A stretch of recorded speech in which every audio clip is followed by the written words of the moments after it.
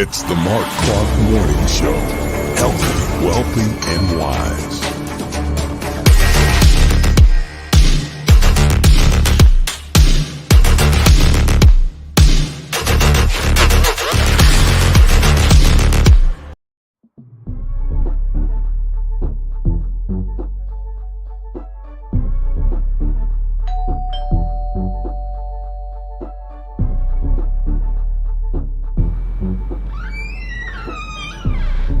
Is that delicious beverage? Duh.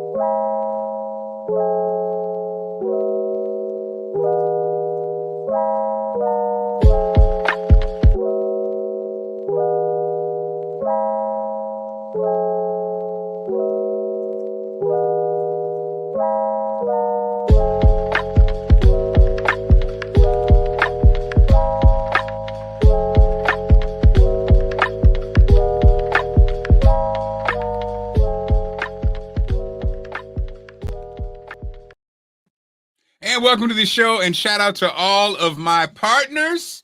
Some call them sponsors. Partners who who are partnering with me, getting the word out about their amazing brands, their amazing products. And if you want to advertise or be a partner, please contact me. Just click somewhere on my social media. Email me at marc@marcclarkemedia. And let's get it popping for 2022. My guest today, I need you. This is one of those moments. This is one of those sit down around the fireplace and learn something today moments.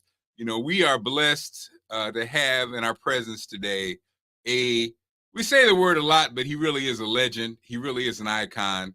The godfather of sports talk radio.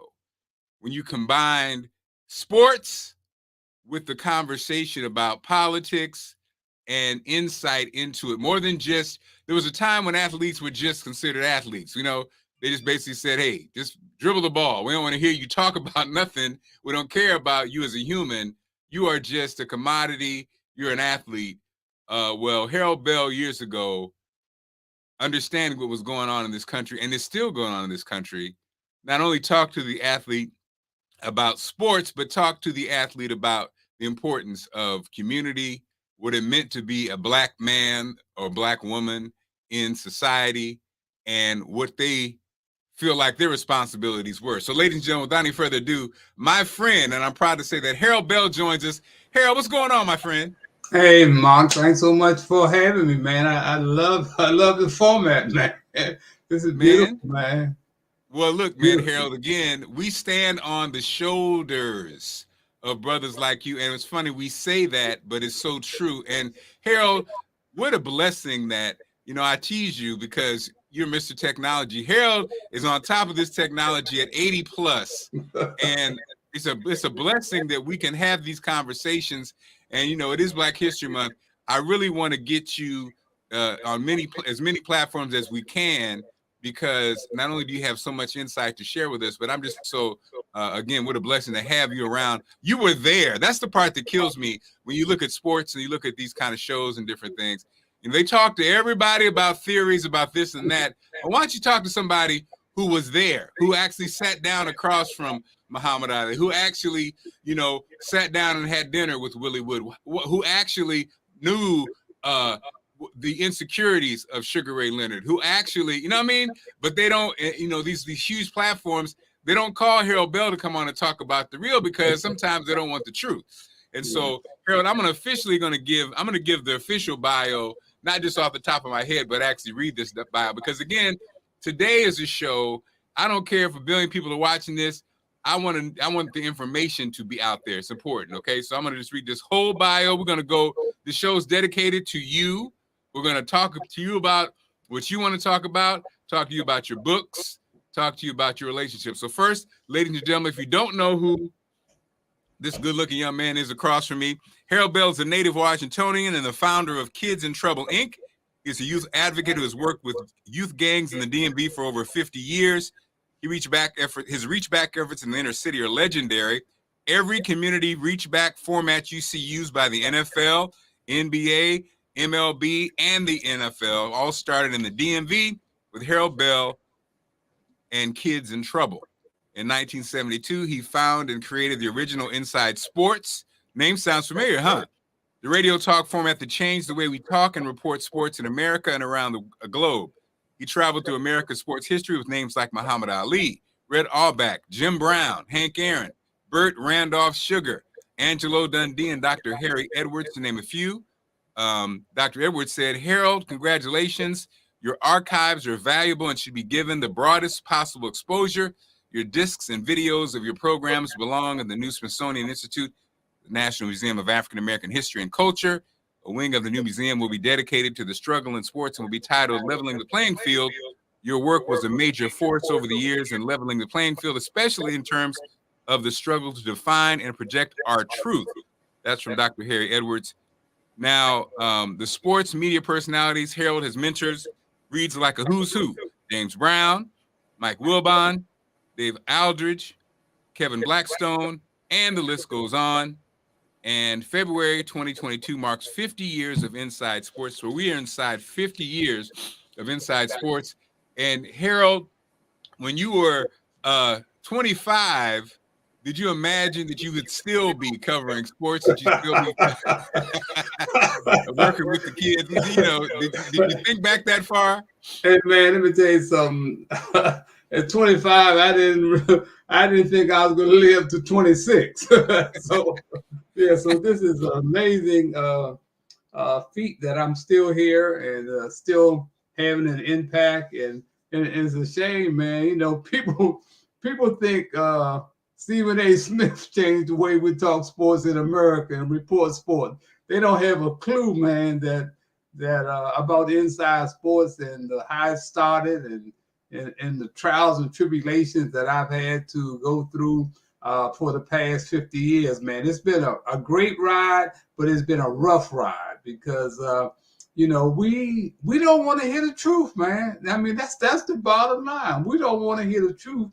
And that's what Inside Sports was all about. We dealt with sports and politics. When they say, no, sports and politics don't mix, man. I said, are you kidding? They're one and the same.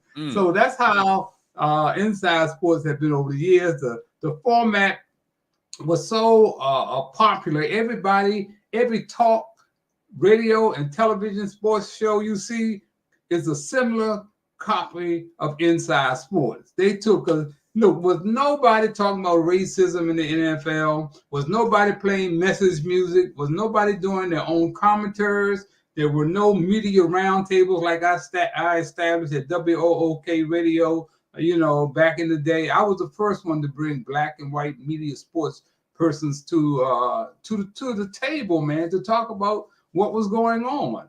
And you know, it was I just feel blessed, man, that I was blessed with the company of Muhammad Ali, you know, up close and personal. The great Red Auerbach, the legendary NBA coach, Red Auerbach, the great Jim Brown, is the greatest NFL player to play of all time, but he got two faces too. But I got to give him his credit. He's the greatest all-around athlete that America has ever seen, man. So Burt Randolph Sugar, man, you know, this folk Angelo Dundee. I used to close my show, Mark, by saying every black face you see is not your brother, and every white face is not your enemy. And I learned that by trial and error, man. But with Red Auerbach, who was always there for me, Burt Sugar, Angelo Dundee. So yeah, man, I've been blessed by some great people, man, some great time. And I just feel honored, man, that you've invited me on your show for Black History. They don't invite me on many shows because they don't want to hear the truth, man. These folks want everybody to think they started all this. Well, Harold, the good news is, so you're with me today, you're with Donnie tomorrow, and also it's going to be historic because you're going to actually be on Donnie's show in the metaverse, which I guess will be the future. And so you'll be able to catch that on with Donnie's show, you know, in STEM City, USA. So Harold, I wanted to hop in and show some of these pictures and then get your, you know, get your take on these people, because again, what you did, which was different, was you went, you know, I mean, you talked to the real athlete, the real human, the real person. And I think, you know, that's even nowadays, it's so funny, Harold. I was watching the news and see, you got to be careful when you start hanging out with Harold, he starts rubbing off on you. Then you start seeing the truth. And then after you've seen the truth, Harold, it changes you forever. And I think that's why people sometimes run from the truth. So I heard today, I was watching the CBS thing. I thought about you in this comment. So, you know, they're talking about, you know, the NFL, no damn black head coaches, okay? Which is that's nothing new, right? And so Goodell makes a statement. The puppet makes a statement and says, we got to do something about, you know, basically demand the hiring of a black coach or something generic. And so when they ask, of course, Flores about it, you know, the black coach, Brian, he said basically that's just performative. And so here comes Gail. What? It's too early it's too early to say that. No, it's not. It is not too early to say that Roger Goodell is just bumping his gums and the NFL owners have no intentions of hiring black coaches or being fair. It's not, Gail, it'd be different if it was 1972. It's 2022. That's it's right. Not too early. So then Harold, you know, I looked at that and I was like, well, wait a minute now. Is Gail getting a check? Because it's one thing to have an opinion, but why is she, you know, it's too early to say? It's not too damn early to say. And you're the main black person on the show. You ain't got to say nothing. You could have just sat there.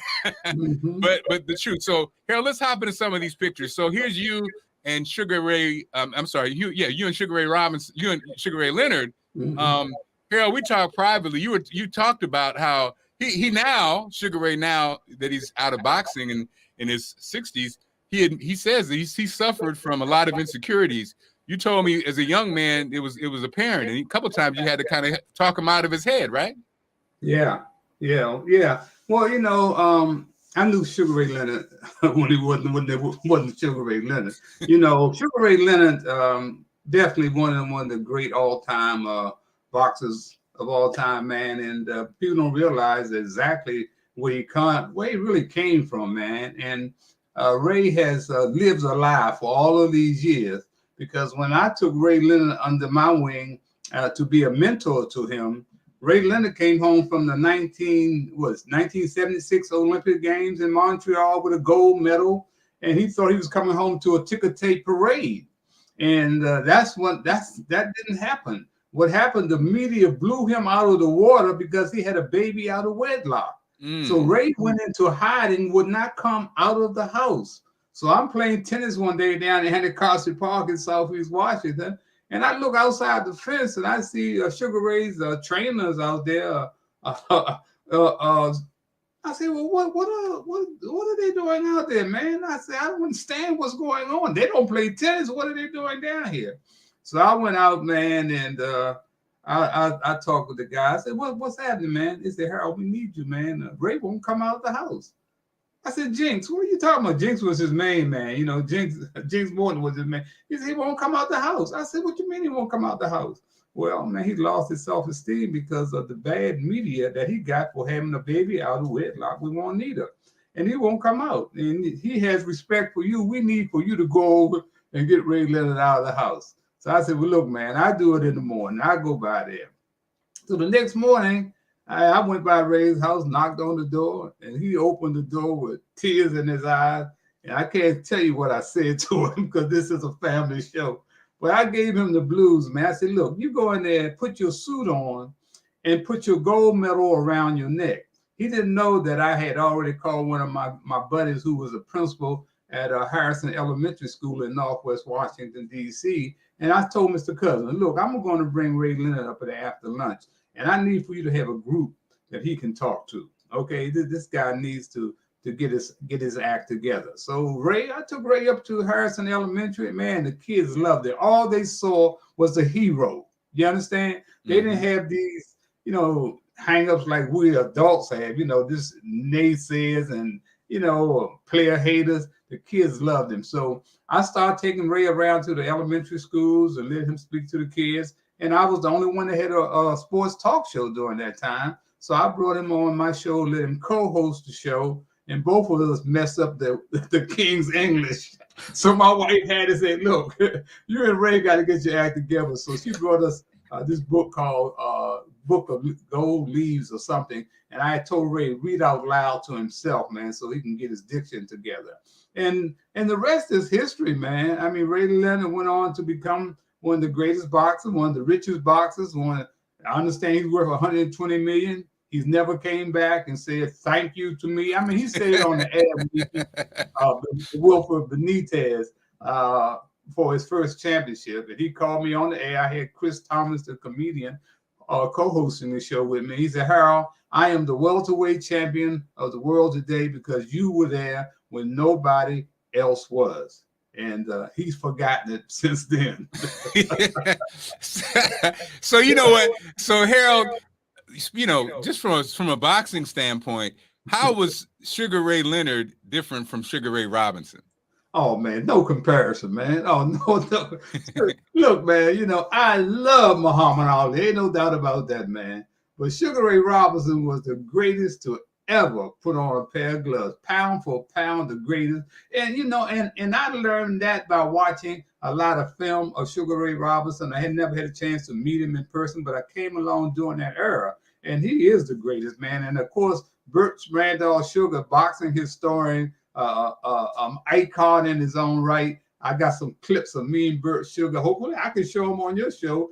Burt and I sitting down, and Burt goes over the top 10 fighters of all time. And number one is Sugar Ray Robinson. He told me, he said, Harold, I can't put Muhammad Ali ahead of the man that he said he copied his style after. And that made sense, man. And everybody you talk to, man, there's no Ray Robinson. I mean, Sugar Ray Leonard, man, can't care Ray Robinson's shoes. Ray is great in his own right. But when I stop and think about Ray, since I was right there, when I did the recent voiceover on Showtime of the Four Kings, and they talked about Tommy Hearns, Roberto Duran, Marvin Hagler, and Sugar Ray Leonard. But man, out of all those guys, they forgot Aaron Pryor, man, the Hawk. They ducked the Hawk, man. They ducked this guy. He beat Tommy Hearns in the amateurs. He came to D.C. to work out with Ray Leonard. He gave Ray Leonard a boxing lesson. They said, Harold, you got to get Aaron Pryor out of town, man. We can't have him coming back to the gym no more. Aaron Pryor, drugs messed him up. Wow. This is one of the most talented guys that you would ever want to see. So when they talk about four kings, it should have been five kings. Okay, so here, let's hop into this right here. So here's Ewan McGinnis. Tell us about what was going on in D.C. during his era. Well, man, George McGinnis was with the Philadelphia 76ers, a legendary NBA player. He was one of the first guys to do a radio promo for me. You see me right there. He's reading the radio promo for me for Inside Sports, man. One of the really giants and great guys. I mean, he was there with Dr. J and Moses Malone and all of them. And they finally put George in NBA Hall of Fame, but really one of the great giants, man, and one of really down to earth, man. See, a lot of folks, man, our people, man, we don't handle success. We let success handle us, man. And George was one of those rare individuals, man, that I ran into, man, that, you know, he was always approachable. He was always there for you, man. So George, yeah, George is one of my favorite people, man. And so here, this picture right here is filled with, in a sense, DC history and Black history. I know P.D. Green. Tell us who I mean, there you are. Tell us about the people in the picture and what they mean to you and what they mean to the DC and the world. Well, on the left, that guy standing there is Roland Fatty Taylor. Roland was a DC native, came off the playgrounds. I mentored Roland Fatty Taylor. He played in the ABA with Dr. J. He was one of Dr. J's main men. He and Dr. J and the Iceman, of course, were tight. And he was just a trailblazer, man. And he never forgot, you know, what I can say, man, sometimes we let success hound us and don't hound success. And Roland has some flaws like all of us, man. You know, he has some flaws, but on the real deal, he was a beautiful human being. You know, I was the first one to try to get him in college. He went to Spingarn. He transferred out of Spingarn with he and Dave Bing were great friends. And he transferred to Fairmont Heights like I did myself. Because, you know, I just was a guy.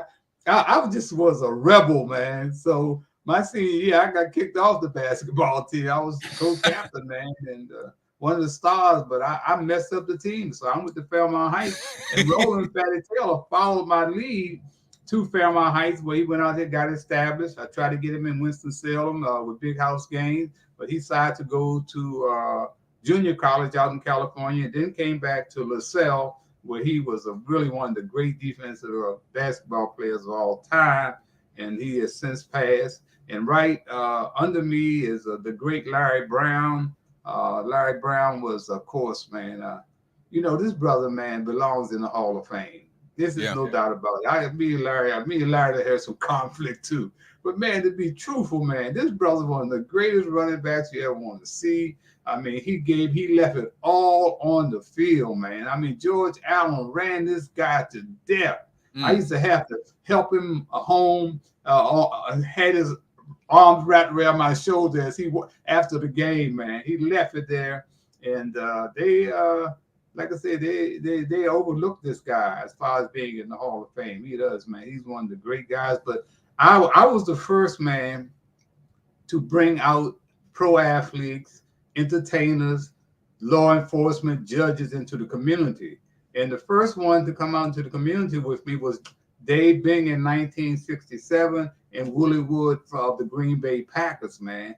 And the Redskins were next. Roy Jefferson, Larry Brown, Harold McClinton, really one of the great human beings, man. Linebacker Harold McClinton and Ted Baxter. Larry, I brought all those guys out in the community, took them into the playgrounds. And we made a difference, man. We made a difference. Thanks to Roy Jefferson, who is still with us today.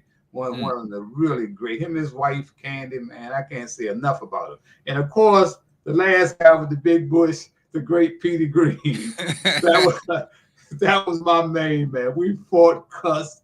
I met P.D. in 1957 when I went out to Burning Tree Golf Course to caddy on the weekends to help my mother make ends meet. You know, my mom was on welfare, and you know, she had a good government job. She graduated from Cardozo, but it was one of those jobs where she got, man, and where you the last hired, the first fired, and that's what happened. She had that job for about a year, had to come home and have card games and sold bootleg liquor on the weekends. Had a number book, man, trying to help make ends meet. I've had the police kick my door down early in the morning, raiding my house, man, seeing my mother taken out in handcuffs. Me and my brother Earl would sit on the steps and cry.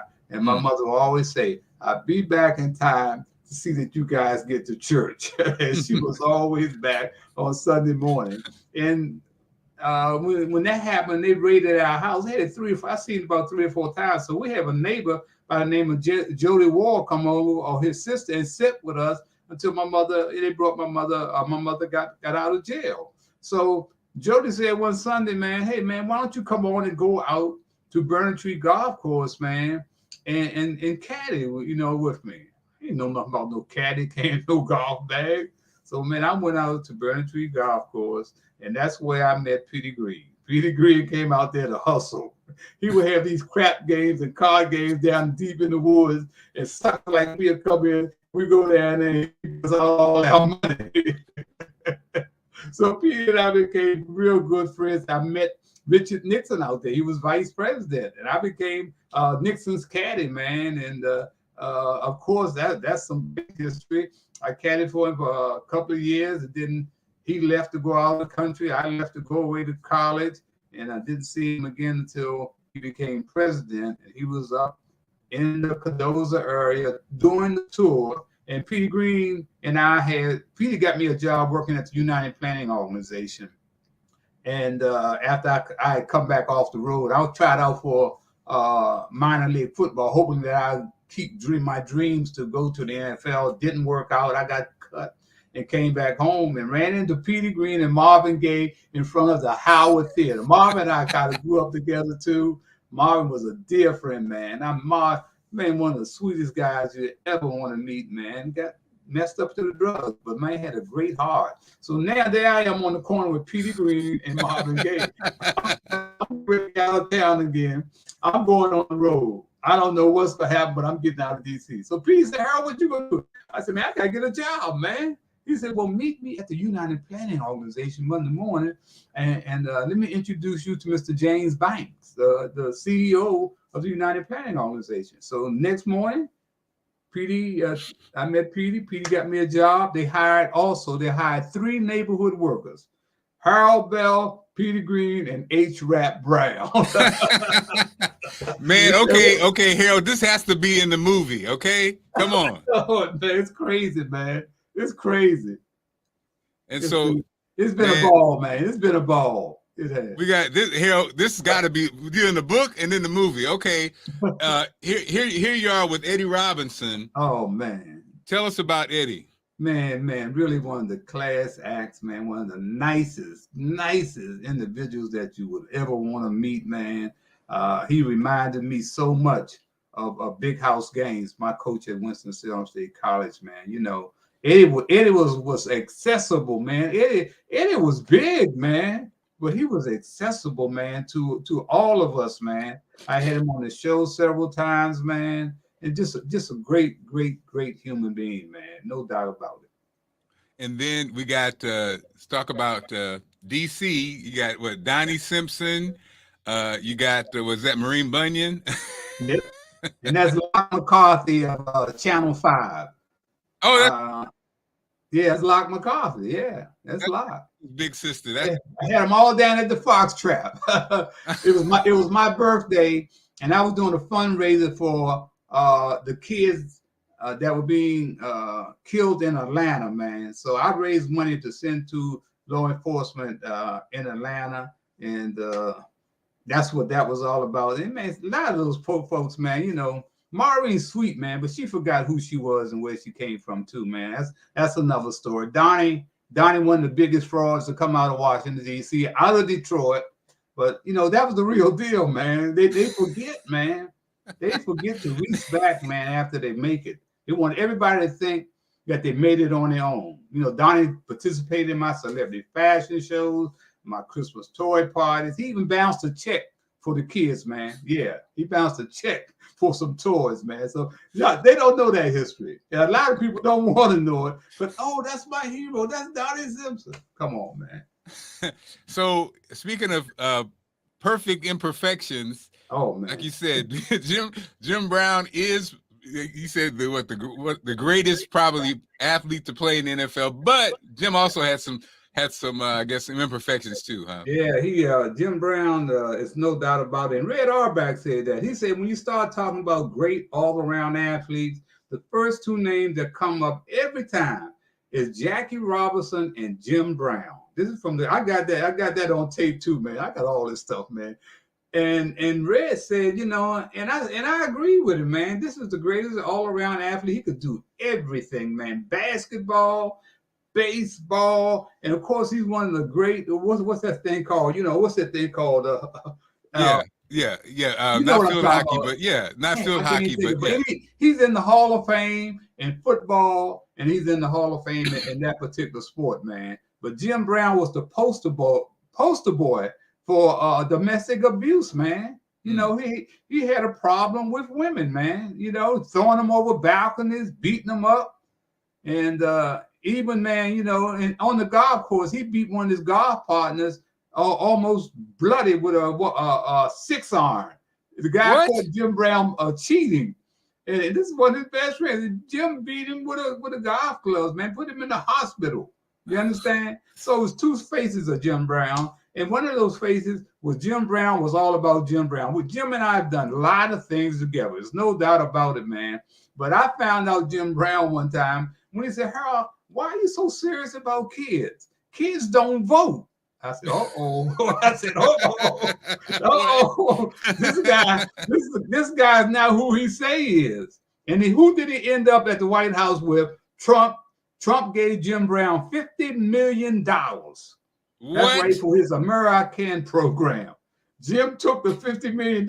He tried to stay off camera, Mark. You ever look at that interview at the White House with Kanye West and Jim Brown? Jim tried to stay in the background. He don't want to be seen. He got that $50 million and ran. I ain't heard nothing from him since, man, because he really did some low things, man. But that's Jim Brown. Great football player, but he had problems as a human being. And so Harold, this was the problem with your this was the problem with Harold Bell and your show was you had no problem just saying the truth, right? That's right, man. That's right. And so Harold, so you know, and now I know that being the case, you know, like you mentioned that you, in a sense, you had a relationship with Richard Nixon, and you caddied for him, and then later on, you know, there were pictures, and so I'm sure this was a great opportunity for them to come for Harold Bell. So Harold, you know, just like again, if Donnie heard this, or if Jim Brown heard this, or if any people hear it, you've been on the other side too. What do you say? What do you say, Harold, to people? Is that just part of life when people come at you and say you know what?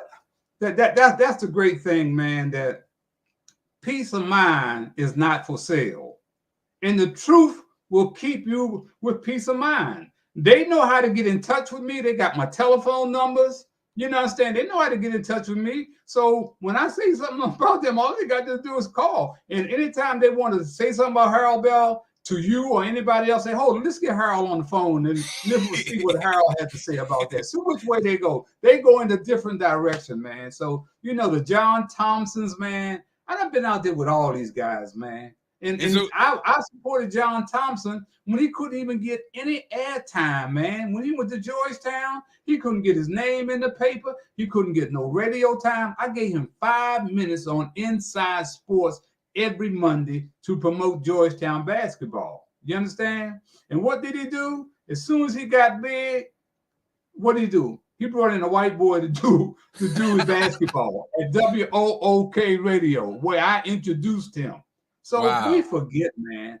I'm so glad, man. My grandmother told me, man, when I started smelling myself, she knew it. She said, holy grandson, I want you to do something for me.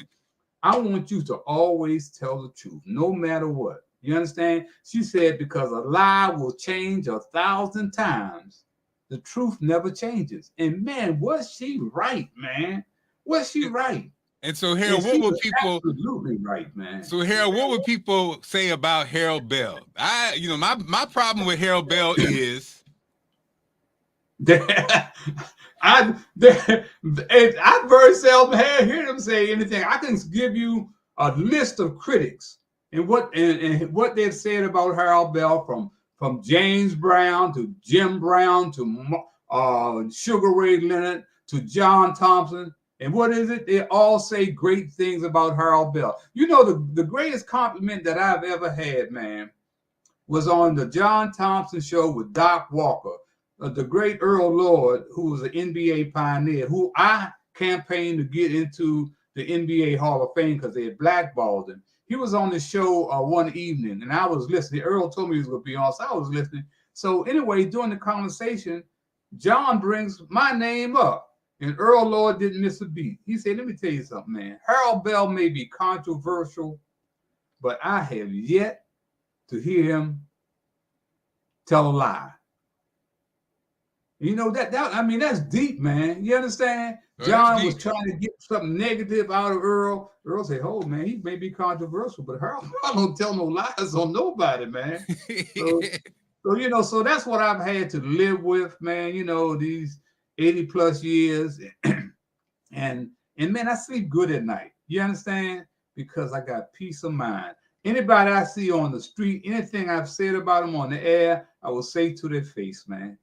We got a lot of history. See, I am the history in this town, but whenever you see anything on the history done in this town during the riots, I was doing out there for 3 days doing the riots, man, night and day. Had nothing but a police badge to walk the streets to try to save lives. That was given that badge by Tillman O'Brien, who was the highest ranking black official at that time. And he called me down to the precinct, I think 4th district. And my boss at the DC Recreation Department, I was working as a roving leader, working with youth gangs. He said, Tillman O'Brien, Harold, want to see you down at the precinct. So I go down there, man, and the lady said, Mr. Bell, the chief is waiting for you downstairs. So I go down there, man, they all these riot gear, all these cops got riot gear on. They got the, you know, the mask on. They got these rifles. I mean, what the hell is going on? So chief said, Harold, come here, Harold, come here. So I go, I said, what's up, chief? He said, man, I'm swearing you in. I said, swear me in? He said, yeah, you got this police badge, and I want you out there because everybody knows you. You might say some lies. I said, hold, chief. Where the gun? He said, Harold, I can't give you a gun. He said, I can't give you a gun. So I said, chief, look, I ain't worried about them thugs out there about to shooting me. I'm worried about one of these scared cops thinking I'm one of the thugs, man, and shooting me. He said, oh, you're going to be all right, man. You're gonna be. So I spent 3 days and nights walking the streets in the Cadoza Shore area. Had to go out in the Northeast for a couple of times. I could get that police badge, got me through police lines and military lines, you know, to move around the city the way that I did. But when you see the history of DC, they don't act like I wasn't even here. So Harold, what was where was, you know, like you say, talking about the truth. Tell us about Harold. Tell us about Mayor for Life. Murray Berry. And it's funny from a distance. I realize how they do people. So from a distance, you know, how they characterized him is one way. But when you come to DC and talk with the people, it seems like everybody I ever talked to, including Allison, got a job when he was the mayor, yeah. and got opportunity. So tell us about him. Well, Murray was one of my favorite people. But Murray would not listen, man. Murray could have been the greatest black leader of all time, man. But he wouldn't listen, man. And then when he did his thinking, he done his thinking with the wrong head. And Murray, I tell you, man, he helped young people. Pride. He's given credit for starting Pride. That wasn't Murray's idea. That idea was a Catfish Mayfield, a young brother out of the housing project that I grew up in, Parkside. And he came into that because his buddy got killed. They on the other side of the tracks where we live, stealing crackers, man, out of the store. And this cop shot his buddy. And all hell broke loose. I was the roving leader, so they sent me out there. But it was nothing I could do. And out of that came Pride. The folks gave Catfish money to start Pride. Murray came in and took Pride because Catfish wasn't educated. You understand? And he didn't know what the hell was going on. Murray came in, saw an opportunity, and he took Pride, man. And he helped a lot of young people. I'm not going to doubt that. He helped senior citizens. He gave them, you know, Thanksgiving dinners and all that other stuff, man. It might have gave him a job. But Murray just will not listen. Give you the best example of that. When the bitch set him up, well, during the riots, I met this FBI undercover guy. And we became great friends, man. And he would always tell me some things about the people that I knew. He said, Harold, tell this person to step back, man. You know, we get ready to come after him. You understand? And so one day we hanging out and we go to lunch, and this guy went on to become the director of the FBI program in Detroit. So one day we hang out. He said, Harold, I know you and Murren. I know you and Murren all right. He said, but tell Murren to step back, man, because we get ready to come after him. So I went up to Faces Restaurant. This is where all the in crowd used to hang out. You know, all the in crowd. They be in Faces Restaurant up on Georgia Avenue. So I knew where I could find Murren. So I went up there one evening, and he had this guy named Stays, who was a cop, who was his driver. Stays is one of the beautiful guys you ever want to meet, man. He hadn't said nothing negative about Murren. He's kept it to himself. He probably could write a book on Murren. So I went up to Stays, who was sitting in the car. I said, Stays, go in there and tell Murren that I need to see him. Stays didn't ask no questions. He said, okay, Harold. He went in and got Murren, brought Murren back out. And Murren said, what's up, Harold? I said, man, look, man, you need to step back. Don't tell me, what you're not doing. Just step back, man, because they get ready to come after you. So Murren said, oh, man, come on, Harold, I got it, baby. Don't even worry about it. I got it. And he went on back in the restaurant. So Stays looked at me and said, Harold, what more can you do? You don't warn them. And sure enough, 3 or 4 months later, man, the famous cry came, the bitch set me up. But Murren had the opportunity to step back, but he wouldn't listen, man. So now Murren is getting ready to go to jail on that Monday. And my roommate in college, Dr. Arnold McKnight down Winston-Salem, we played football together. He is the DC Boxing Commission. And he and Murren are tight. And he's teaching Murren how to play tennis. So Murren, I used to beat Murren with my left hand, but it was fun. So McKnight called me. I'm getting ready to go on the air the next morning. He said, look, Murren wants to come on your show in the morning. I said, what? He said, yeah, man, he's going to jail on Monday. So he said, look for us. So 10 o'clock, I'm on the show, and I got my back to the door. I can't see who come in the door. So my board person said, it was Murren and Dr. McKnight. So Murren comes into the studio, and to make a long story short, he said, Harold Bell, I should have listened to you. There's one thing about Harold Bell, he's always going to tell the truth.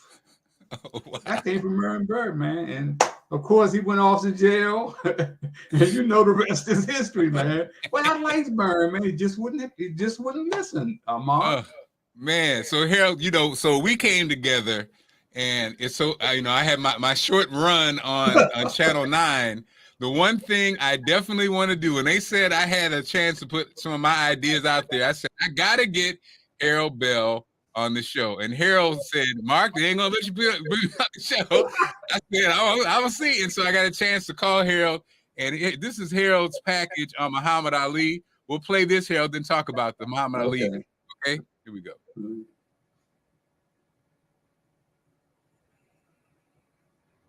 Welcome back to Great Day Washington. Harold Bell has been called by some the godfather of sports talk, and still going strong. He's one of the first to combine sports with politics. Now, this weekend marks the 47th anniversary of the Rumble in the Jungle, the historic fight between George Foreman and Muhammad Ali, a man who definitely merged sports with politics.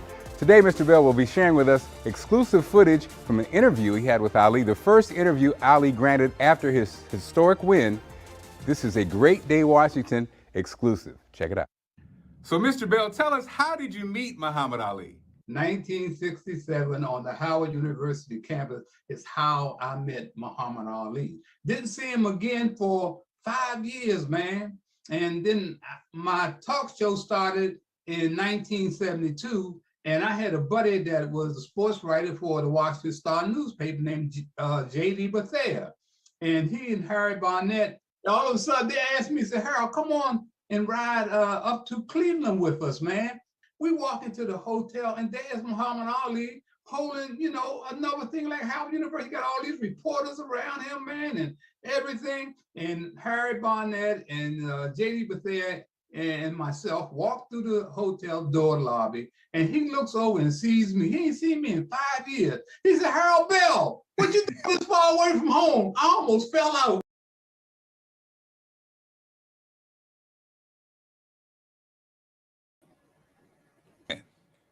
So that was just a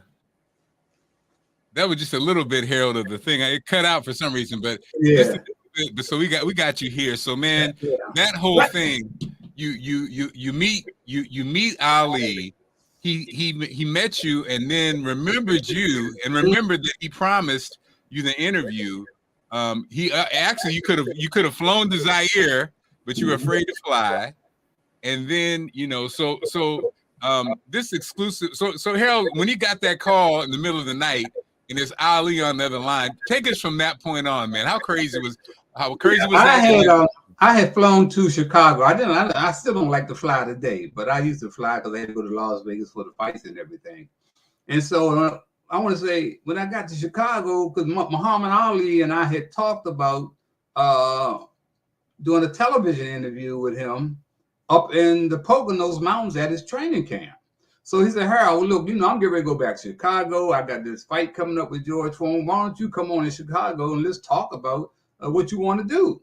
So me and my partner and one of my producers, my cameraman, Rodney Brown, we flew into Chicago, and Muhammad Ali's security guy, Pat Patterson, picked us up at the airport, took us on to the gym. It was packed with reporters. And about a few minutes later, he cuts out and go back in the dressing room. And I'm just standing out there. I don't know what the hell is going on. So Rockmont, his brother, who was really, one of my favorite people, always looked out for me, man, came and said, hey, the champ want to see you in the dressing room. So I went back there, and he was getting a massage. So he had this chair for me to sit down in and say, Harold Bell, what is it that you want to do? I said, champ, man, I want to interview you one-on-one for a television special. Oh, he said, oh, man, that ain't no problem. He said, we can do that in Zaire. I said, what? Zaire? What's in Zaire? He said, I'm going to Zaire to fight this chump, George Foreman. And we can do it in Zaire. I said, man, I ain't going no Zaire. He said, what? I said, man, I am not going to Zaire. He said, what's wrong with you? I said, man, I'm scared to fly across the ocean. He laughed, boy. He called me chicken. He called me everything.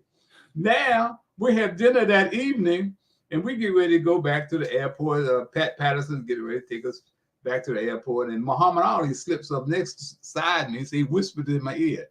He said, since you scared to fly across the ocean, he said, I tell you what, when I get back, you'll be the first to interview me. So, I mean, he always talking crazy. I ain't paying no attention. I said, okay, champ, but see you when you get back. So we go to the airport. We fly on out, man. And I come home, and I go to watch it on closed circuit. Me, Roy Jefferson, his wife, Candy, and Hattie. So we down there, man. I'm scared to death, man. George Foreman knocking everybody out, man. He's young boy. And there's Muhammad Ali. I was scared, man. I was really scared. So sure enough, man, this guy takes Foreman out in the 8th round, man. It was crazy, man. I couldn't believe it, man. So now I leave and go home. And 5 nights later, man, it's raining like hell, Mark. And I'm sleeping good, man. And my wife put me by the telephone because Petey Green and John Thompson, and they called me 2 or 3 o'clock in the morning. So she put me where the telephone is. So the phone rings. I don't even hear. So Hattie hunched me. Telephone. So I pick up the phone. I said, who's calling? He said, let me speak to Harold Bell. I said, who's calling, man? I'm still asleep. Like, who's calling, man? He said, let me speak to Harold Bell. And before I could say anything, he said, fool, this is the heavyweight champion of the world, Muhammad Ali. I sat straight up in the bed. I said, oh, my God. I said, hey, champ, what's happening? He said, you still want to do that interview? I said, yeah, man, I want to do the interview. So Hattie looks up, and she say, who is it? I said, Muhammad Ali. She turned over, go back to sleep. She said, fool, as she says, fool too. Ain't Muhammad Ali calling you. So anyway, I said, yeah, champ. He said, look, this is where I'm staying. This is my telephone number. And bring your camera crew up. This is Sunday night in the morning, and we'll do the interview. So, man, I'm sitting there, man. I'm dead broke. I ain't got my car ain't running no good. I ain't got no camera crew. So I said, man, let me call Rodney Brown. Rodney was the guy that went with me to Chicago. I said, Rodney, it just happened that he and his partner, Will Williams, they had PBS doing a piece for Black History Month. So Rodney said, Harold, what's happening? I said, look, man, Muhammad Ali just called me. He said, fool, ain't no Muhammad Ali call you nothing. I said, Rodney, he just called me, man. He said, okay. He said, what's the problem? He said, he wants us to come to New York in the morning to do the interview. He said, what's the problem? I said, man, I ain't got no money. I ain't got no camera. He said, look, me and Will are here at PBS. I got the credit card. Will got the car, and PBS got the cameras. They picked me up at midnight. I get in the back of the car. There the cameras in the back of the car. We go up to New York, man. And, of course, we go to the hotel. And I call Muhammad Ali on the house phone. He answers. And so I say, champ, Harold Bell. He said, where are you? I was downstairs. He said, come on up. So we go up, I think about the 7th floor. And we get off the elevator. There he is standing in the door, combing his hair. He said, boy, did I tell you what I was going to do to that chump? And look, I'm still pretty. And man, we went in and did the interview. It's the only interview, Mark, that you will ever see Muhammad Ali do with a black eye. The only interview on the planet. Nobody could find no other film with him sitting down with doing an interview with a black eye, man. So, you know, that was special, man. He made me feel special. You know, I was the chosen one. And when he got back, he didn't call Ed Bradley. He didn't call Brian Gumble, and he didn't call Howard Cosell. He called Harold Bell, an unknown radio sports talk show host in Washington, D.C., put me on the map. He and Richard Nixon put me on the map, man. You know, that is fact. Even today, man, I'm amazed that I got that interview. And I had to copyright it because, you know, they steal everything from you. And I've had that interview for 47 years. And I copyrighted because I learned from the Washington Post when they took and stole inside sports from me. And I got the sports reporters on, the sports editor on, almost on a weekly basis. But they took inside sports, took it to New York, started Inside Sports Magazine, and it failed. 2 years, they lost millions of dollars, man, because they didn't know how to transfer my talk show into print. Because they thought because my talk show was so popular that they would go on up to New York and start a magazine and just go, boom, that's the wrong place to go to New York or something like that. So they run them out of New York 2 years. Kathy Graham, Donald Graham, and all the rest of them lost millions of dollars. And guess who got the copyrights to Inside Sports today? The Washington Post. So, man, you know, I done been there and done that. Well, and so Harold, this your interview with Ali is an exclusive, and you know again you're looking at options of what to do with it.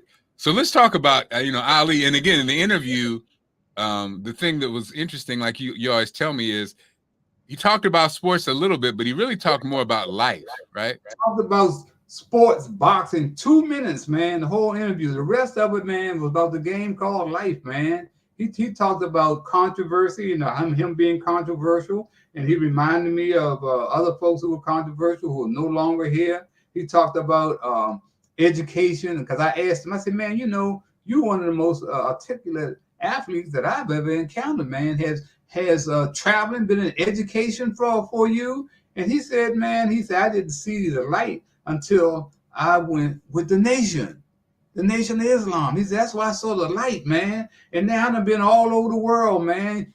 Think of those places that I've been, man. They don't accept just anybody at these Muslim nations. And he talked about black women, man. He talked about women, period. Not only black women, how important women are to us, man, you know? And then, you know, man, it was such a beautiful, we talked about truth. There's a piece he does on truth, man, that will blow your mind, you know? And he talks about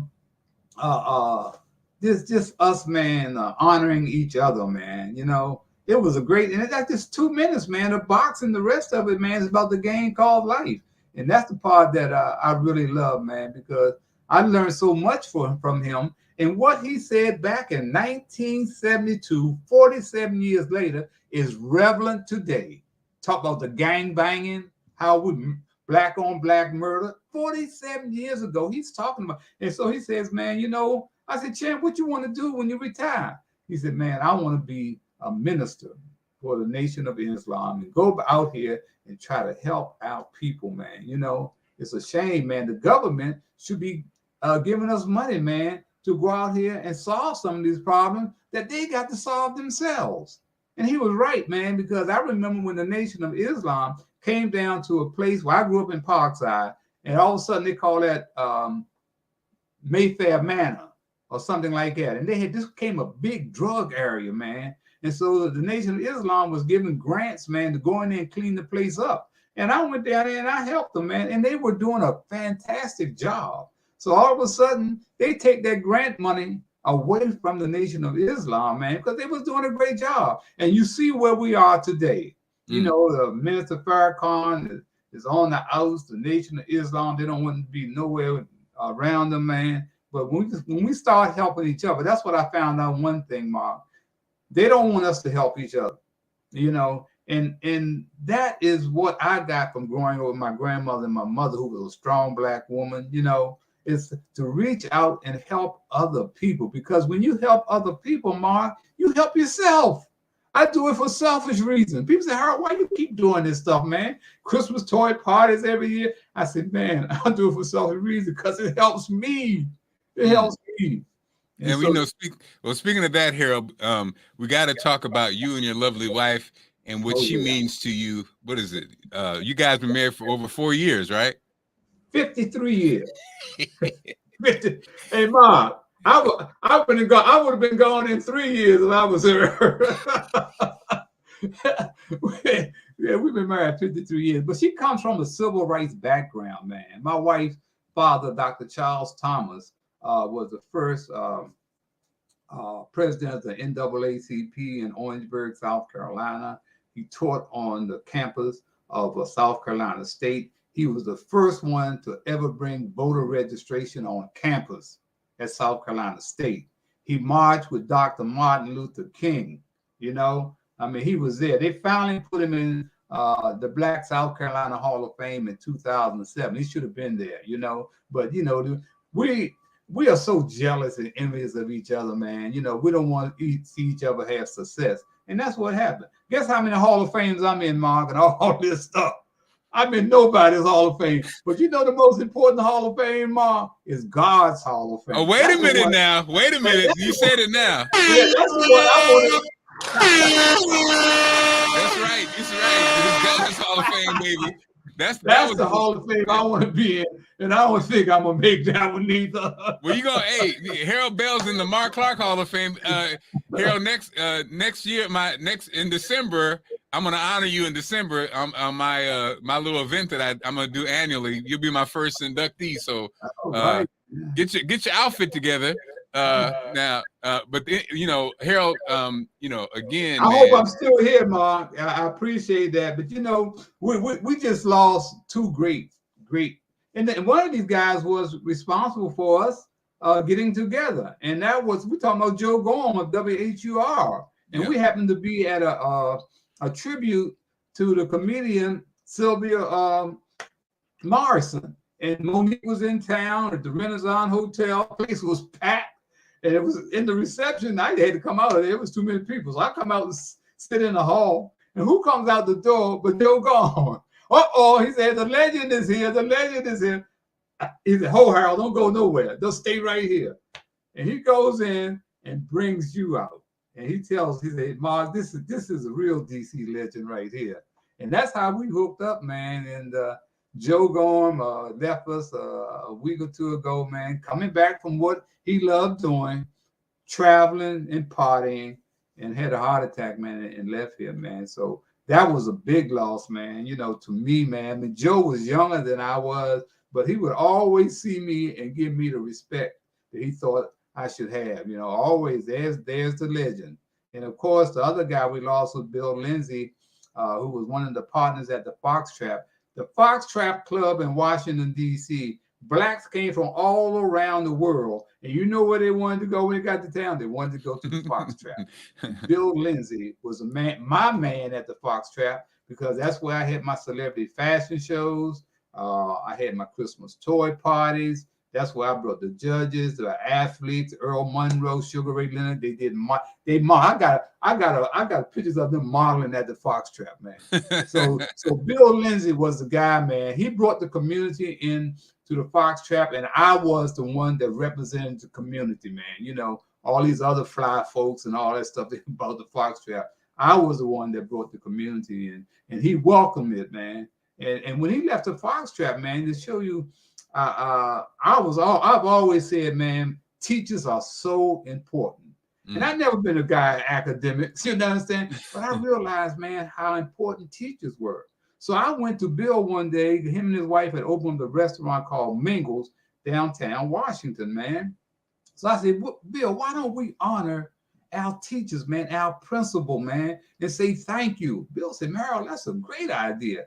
I was with Nike at the time. I was the first Nike representative on the East Coast. I was the first Anheuser-Busch representative, sports and marketing rep. So I was doing well. I had the Maryland State Lottery as one of my sponsors. I had Nike. I had Coca-Cola. So I was doing well financially. So Bill said, let's do it. So, man, we invited all the teachers, the cop that used to chase me around the school, the janitors, man. It was beautiful. Dave Bing came to town, man. Nobody has ever done something like that for the teachers. That's one of my proudest moments, man, to see the smiles on those teachers and the principal's face, man, that, you know, man, thank you, man. So that, man, you know, Bill Lindsay, man, boy, rest in peace, man. I love you, man. You always kept it real. That's what it's always been about.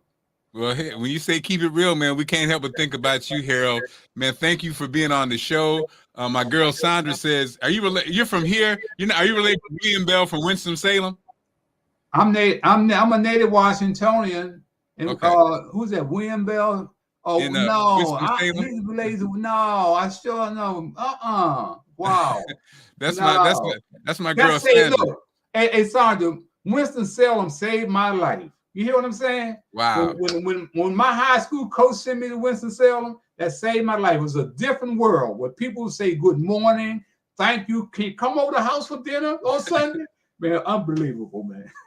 Well, Harold, you again, man, you're one of my favorite people, and I'm so glad that we're friends. And again, just keep doing what you're doing.